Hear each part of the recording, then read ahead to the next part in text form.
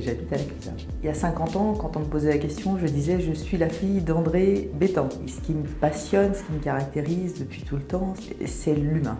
Je suis coach en entreprise. Je crois profondément à la beauté de l'être humain, faire accoucher les personnes de leur humanité, c'est ça qui m'anime, moi. Je venais de finir de construire ma maison. À peu près 25 hommes sont arrivés à 6 h du matin avec leurs outils, leurs marteaux, pour faire la corvée sous le haut commandement de mon père et mon frère et recouvrir mon toit en tabaillon. C'est vraiment caractéristique de cet esprit de solidarité, ça me touche. Ressourcement, pour moi, Racine, c'est aussi cette âme qu'il y a dans le village, cette proximité, intimité, favorise le fait de s'autoriser à être soi-même.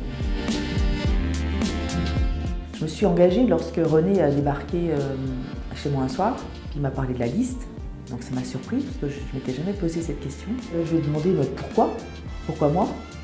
Et il m'a dit pour tes compétences et ton intégrité. Et la réponse m'a plu. Donc ça m'a embarqué vite en fait. L'ADN La Clusaz, c'est une histoire d'envie. C'est une équipe profondément soucieuse de l'avenir de notre village, qui croit en l'intelligence collective et qui est conscient vraiment de l'importance de préserver nos ressources et la nature.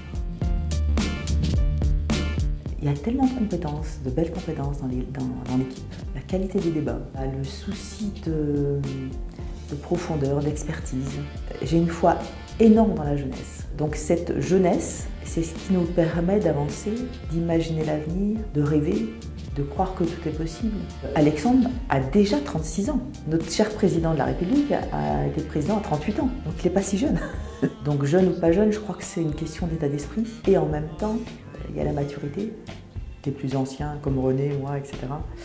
Je crois que les jeunes nous apprennent à mettre en avant l'intérêt collectif par rapport à l'intérêt individuel. Cette préoccupation d'aller s'inspirer de savants, d'experts dans différents domaines, pour porter ce A d'avenir, ça ne peut être porté que par des jeunes. Donc c'est ce mélange-là qui est beau dans la liste. On est solidaires pour aller dans la bonne direction. Et juste après, il y a la co-responsabilité. Nous sommes tous responsables de ce que va être l'avenir de notre village. Donc je crois que ça, c'est aussi dans l'ADN, de notre ADN, c'est intégrité, confiance. Si on est vraiment co-responsable, ça veut dire qu'on fait confiance à l'autre. Le changement, il est permanent, tout change tout le temps. Et c'est d'être capable de vérifier en permanence si c'est la bonne direction, de se dire non, on est en train de se prendre le mur et arrêtons.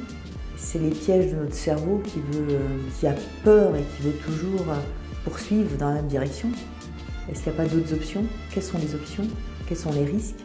Donc le changement, c'est un parcours permanent du combattant. Ce que j'espère pour les prochaines générations, c'est qu'ils soient fiers de nous.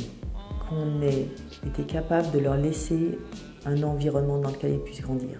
C'est ça notre responsabilité. Si on est élu, c'est qu'on aura réussi à faire bouger les choses, à emmener suffisamment de personnes pour croire avec nous qu'il est possible d'imaginer un avenir différent. Et c'est qu'il y ait suffisamment de personnes qui se disent « ouais, allez, on ose y aller ». Donc voilà, je serai émue et fière. Faites confiance en l'avenir, faites confiance aux jeunes générations, essayons de faire de notre mieux.